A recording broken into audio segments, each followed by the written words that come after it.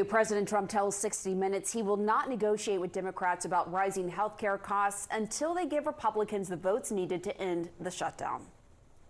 You have helped end these government shutdowns in the past when they came about, and you did it by bringing I'm very good at it, you but I'm brought not going to members of do it by Congress I'm not going to do it by extortion. I'm not going to do it by being extorted by the Democrats who have lost their way. Sounds like it's not going to get solved, the shutdown. It's going to get solved, yeah. Oh, it's going to get solved. How? We'll get it solved. Eventually, they're going to have to vote.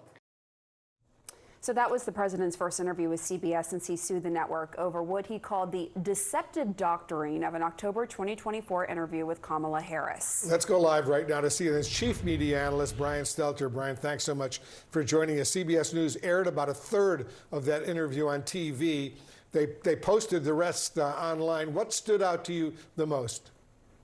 Well, number one, the lack of answers on some key subjects. Trump rarely agrees to an in-depth interview like this, and maybe we're all seeing why. Trump had little to say when Norah O'Donnell brought up people living paycheck to paycheck and struggling with rising costs. He suggested people should blame his predecessor, Joe Biden, and he made generic pledges about fixing health care and lowering the price of gas. But he did have a very clear answer when O'Donnell brought up the public shock about recent videos of ICE raids in cities like Chicago. Here's what Trump said.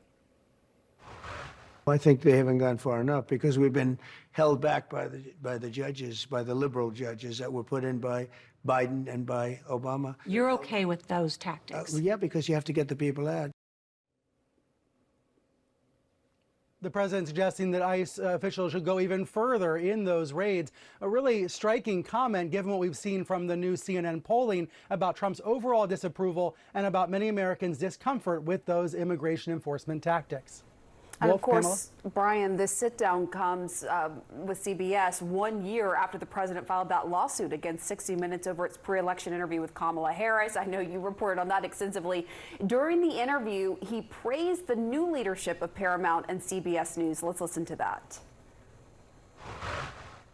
60 Minutes paid me a lot of money, and you don't have to put this on because I don't want to embarrass you, and I'm sure you're not. I think you have a great new leader, frankly. Because the young woman that's leading your whole enterprise is a great, from what I know, I don't know her, but I hear she's a great person.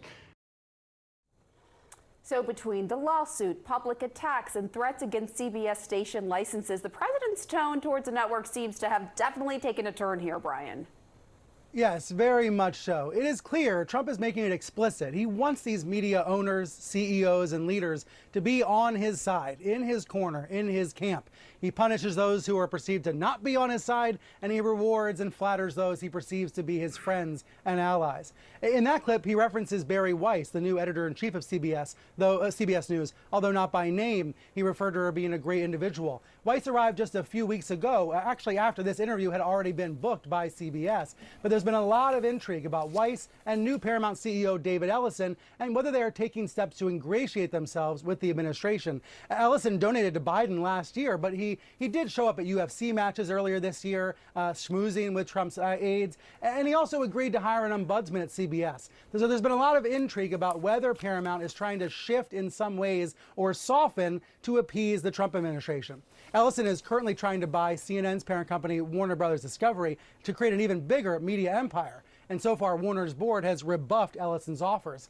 It is telling that so many reviewers and commenters about the 60 Minutes episode noticed the editing last night, because it was the editing of the Harris interview that President Trump objected to this time last year. Let me show you what Senate Minority Leader Chuck Schumer wrote on X overnight. He said, maybe I should go ahead and file an FCC complaint about the editing of this interview. I'll use the exact same language Trump lodged against Harris. At the end of the day, this interview on 60 Minutes was edited for time, just like any network would normally do. And I would argue Trump actually benefited from the edits because it cleaned up some of his meandering comments and his false claims. Pam, Wolf. All right, Brian Stelter, giving us excellent analysis as usual. Thank you very, very much. CNN's Sarah Fisher joins me now live in New York. Sarah, a lot has transpired, including new ownership following that 2024 CBS interview with Kamala Harris. So what is the significance of the president now sitting down with the same program that he sued and attacked? And what is it saying? What is he saying about the interview today? It suggests that the new owners of Paramount, the concessions that they made, Bianna, to get this deal approved to buy the company, have appeased Donald Trump and the right. Now, many things have occurred in the past few weeks since that deal closed on August 7th. As Donald Trump mentioned, they brought in a new editor-in-chief, a woman named Barry Rice, who runs a blog called The Free Press. They acquired that company. It is considered to be much more favorable to certain conservative ideals than CBS necessarily. They canceled The Late Show with Steve Colbert. That will go off air next year. Many CBS's 60 Minutes staffers have protested about what they say has been overreach and a lack of editorial independence at that show. And so Donald Trump sitting down with CBS, praising its new leadership, suggests that they're happy with the changes and the concessions that have been made. And of course, that's puzzling to the media community, who worries that in order to get any deal done in the media industry now, you have to make these types of changes, if you will, to sort of suck up to the administration. And he's speaking out about that interview today. I believe he posted on Truth Social already. Obviously, the issues that he had with their previous interview with Kamala Harris was what he thought was editing that he didn't think met editorial standards. There had been a lot of pushback to that. Nonetheless, CBS did agree to a significant amount of money in terms of settling that deal. What is he saying about the interview today and the way that it's been published? Well, he's much happier about it. I mean, the thing is, when it comes to what happened with Kamala Harris, he leveraged that interview to say that CBS engaged in essentially voter interference. That then turned into an FCC investigation around news fairness, and CBS ultimately settled $16 million with him over it. Now, fast forward to where we are today, some of Donald Trump's most puzzling answers to that interview did not actually air in the 20-something minutes on CBS broadcast. So you have Democrats now coming out and saying, wait a minute, shouldn't we be filing complaints with the FCC that this interview was edited in a distorting way? It's kind of like the script has flipped, if you will, Bianna, but ultimately, I don't think anything gets actually done about it. You have a Republican-led FCC.